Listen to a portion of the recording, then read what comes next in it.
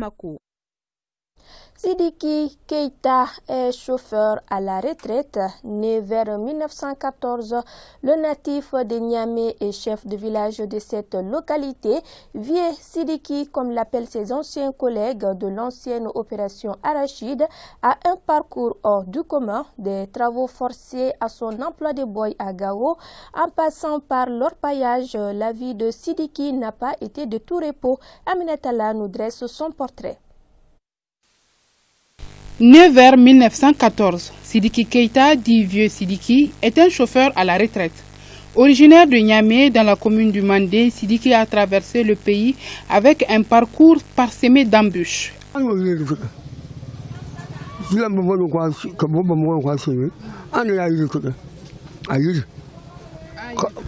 C'est nous qui avons coupé les arbres de la route Bamako-Sibi. Il s'agissait de travaux forcés. J'ai fui ces travaux pour pouvoir travailler dans la zone d'orpaillage, alors appelée Neneko, ensuite à Kalana. J'ai été manœuvre dans un champ de Bougouni. C'est dans cette localité que j'ai rencontré Kolanzan, un militaire qui venait d'être muté à Gao. Sur sa demande, je l'ai suivi.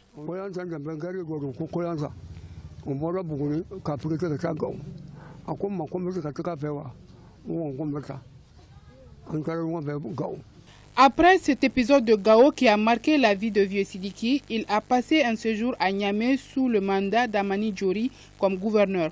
Il s'agit de la période datant de la fin des années 1950. En effet, c'est dans l'actuelle cité des Askia que Sidiki, du haut de son mètre 80, obtient son permis de conduire sur lequel il est marqué août 1940. Après Niamey, l'ancien boy séjourne aussi au Burkina. Il desservira plus tard en marchandises ces pays, notamment en cola. Logé non loin de la maison de l'ancien président John Kounda Traoré, Sidiki tisse des relations de bon voisinage. Sidiki me considère comme son cousin. Il me confie tout ce qui se passe chez lui et me charge généralement des commissions importantes. C'est seulement après qu'il informe ses enfants.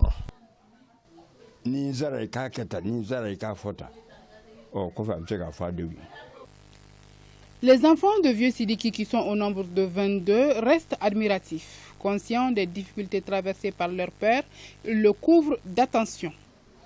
Le vieux, il a traversé des périodes vraiment très difficiles, vu si on tient compte vraiment du parcours qu'il a fait.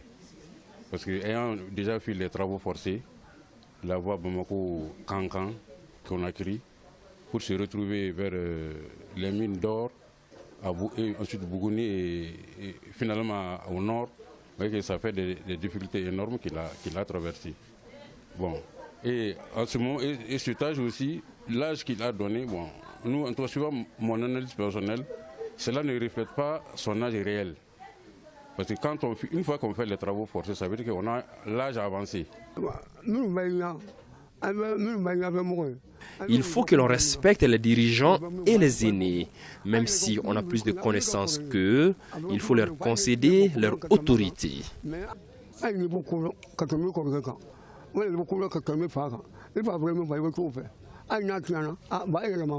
À 106 ans aujourd'hui, Sidiki Keita connaît des problèmes de vision et se remet d'une opération chirurgicale.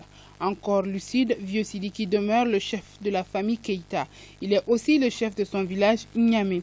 De ses voyages, il retient les langues apprises comme le Mossi, le Hausa et le Songwe, entre autres.